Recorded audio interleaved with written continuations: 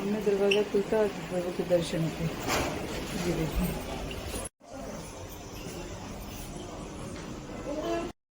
जय Mahakal. Energy level high है और भस्म आरती में जाने की तैयारी हो गई है।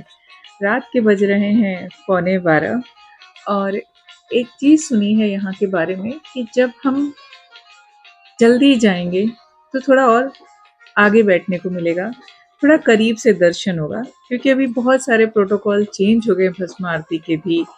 आप पहले गर्भगृह में जा सकते थे, अभी गर्भगृह में जाने की मनाही है। सिर्फ जो कुछ इम्पोर्टेंट लोग, जो वेरी वेरी इम्पोर्टेंट लोग हैं, वही लोग जा सकते हैं। आम लोगों के लिए दर्शन अंदर गर्भगृह में जाने की मनाही हो गई है। हमारे पास था भस्म आरती का, बट उसके बावजूद भी जल्दी जाना पड़ता है। जितना जल्दी जाएंगे उतने आगे आपको बैठने का मौका मिलेगा। ये तो सारी जो सांसारिक बातें हैं ना, वो एक तरफ है। यहाँ पर बहुत ही सुंदर सा भारत माता का मंदिर है। रात्रि के समय वो एरिया क्लोज था तो मैं दिखा नहीं पाई, पर दिन में मैंने देखा था। बहुत खूबसूरत मंदिर है। तो बात करते हैं आज अपने आध्यात्मिक बैलेंस शीट की, कि हमारी लाइफ के सारे बैलेंस शीट इम्पोर्टेंट है। एक आध्यात्मिक बैलेंस शीट रचनात्मक गुण, अच्छे कर्म और आध्यात्मिक विकास को संपत्ति के रूप में गिना जाता है, जबकि वहीं नेगेटिव भावनाएं, बुरे कर्म और सांसारिक जो देनदारियां हैं, जो इच्छाएं हैं, उनको सांसारिक बैलेंस शीट के रूप में देखा जाता है।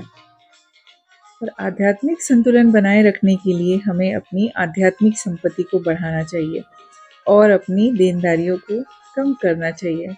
अब आध्यात्मिक संपत्ति क्या हो गई? आध्यात्मिक संपत्ति जो है, यदि आप सोचें तो कुछ ऐसी संपत्ति नहीं है, वो सिर्फ आपका मन, शांति और एकाग्रता, बस यही है। आपके अंदर कितनी दयालुता है ये मायने रखती है। और सांसारिक तो हम, जैसे कि खुद को दूसरों से श्रेष्ठ समझना, अपने आप को ज़्यादा आंकना, बहुत कुछ है ऐसा।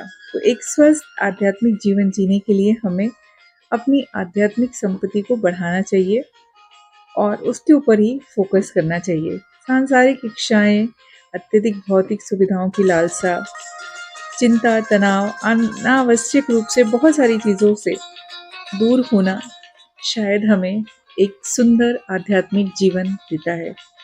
जैसे कि हमने बचपन में सुना है कि इलेक्ट्रॉन, प्रोटॉन और न्यूट्रॉन मिलकर एटम को बनाता है, वैसे ही हमारे ब्रह्मा, विष्णु और महेश मिलकर इस पूरे सृष्टि को बनाते हैं, एक शक्ति को जन्म देते हैं, और वो शक्ति पूरे ब्रह्मांड को जीवंत रखने में, चलाने में सहायक होती है। हम सब उसी शक्ति के छोटे से कण हैं और हमारे अंदर भी कुछ गुण हैं जिस पर हम फोकस करेंगे तो हम उस शक्ति के करीब खुद को महसूस करेंगे। और कहते हैं ना कि मंदिर घर में है तो बाहर जाना क्यों जरूरी है? क्यों हम अलग अलग जगहों पर जाते हैं, मंदिर में दर्शन करते हैं, या हम ज्योतिर्लिंग क्यों जाते हैं? तो वही है, सिंपल सी बात कि दूध में तो घी भी है, तो क्या हम दूध में पूरी को तल सकते हैं? तो वैसी कुछ चीज़ें हैं, जो मानते हैं उनका लेवल अलग है, जो नहीं मानते हैं उनका लेवल भी अलग है। अपनी अपनी समझ है, और सबसे बड़ी बात है कि इसमें आपकी आत्म संतुष्टि वो कितना काम करती है। पाप और पुण्य ना हमने देखा है कि वो धुलते हैं, ना देखा है कि वो गायब होते हैं, ना हमने देखा है कि मोक्ष मिलता है। सिर्फ एक अपने मन की, आत्मा की संतुष्टि है कि आपको अपना जीवन का आध्यात्मिक बैलेंस शीट कैसे रखना है।